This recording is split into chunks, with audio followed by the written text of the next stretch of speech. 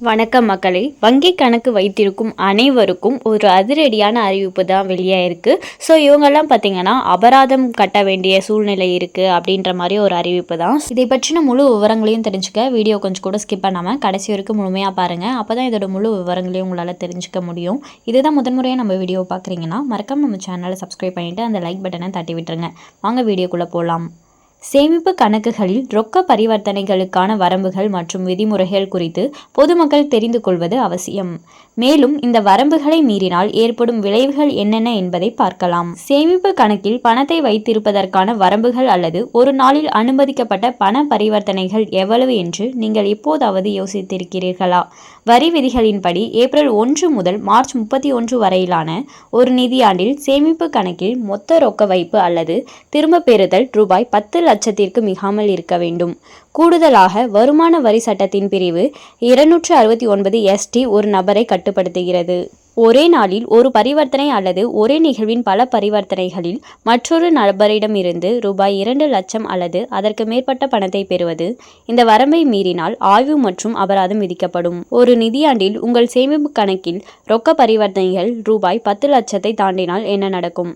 அத்தகைய எந்த நடவடிக்கையும் அதிக மதிப்புள்ள பரிவர்த்தனையாக தகுதி பெறுகிறது. வருமான வரி சட்டத்தின் பிரிவு 114B கீழ் இதுபோன்ற நிகழ்வுகள் குறித்து வருமான வரித்துறைக்கு அறிவிக்க நிதி நிறுவனங்கள் கடமைப்பட்டுள்ளன. மேலும் ஒரே நாளில் 50,000க்கும் மேல் ரொக்கமாக டெபாசிட் செய்தால் உங்கள் பான் கார்டை கட்டாயம் சமர்ப்பிக்க வேண்டும். உங்களிடம் பான் இல்லையெனில் படிவம் 60 அல்லது 61 மாற்றாக சமர்ப்பிக்கலாம்.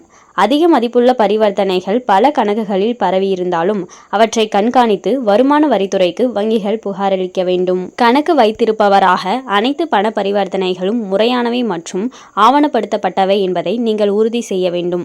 இந்த விதிமுறைகளை கடைபிடிக்க தவறினால் அபராதம் அல்லது அதிகாரிகளால் மேலும் விசாரணை ஏற்படலாம்.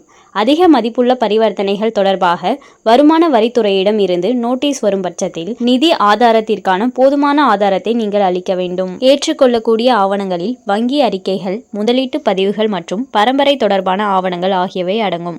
எப்படி தொடர்வது என்பது பற்றி உங்களுக்கு நிச்சயமற்றதாக இருந்தால் ஒரு தொழில்துறை வரி ஆலோசகரிடம் கலந்தாலோசிப்பது செயல்முறையின் மூலம் உங்களுக்கு வழிகாட்டும் மற்றும் சட்ட தேவைகளுக்கு இணங்குவதை உறுதி செய்யும்.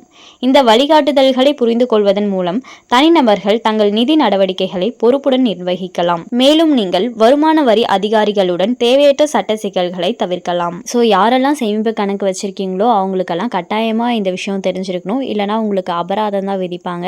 அண்ட் மேலும் இது போன்ற அரசாங்கம் சார்ந்த அனைத்து அப்டேட்களையும் உடனுக்குடனே தெரிஞ்சுக்கணும்னு நினச்சிங்கன்னா மறக்காம நம்ம சேனலை சப்ஸ்கிரைப் பண்ணி பக்கத்தில் இருக்க பெல் ஐகானை கிளிக் பண்ணி அதில் ஆளுங்கிற ஆப்ஷனை செட் பண்ணி வச்சுக்கோங்க. அப்போ தான் நம்ம அப்லோட் பண்ணுற வீடியோ உடனுக்குடனே உங்களுக்கு நோட்டிஃபிகேஷனாக வந்து சேரும்.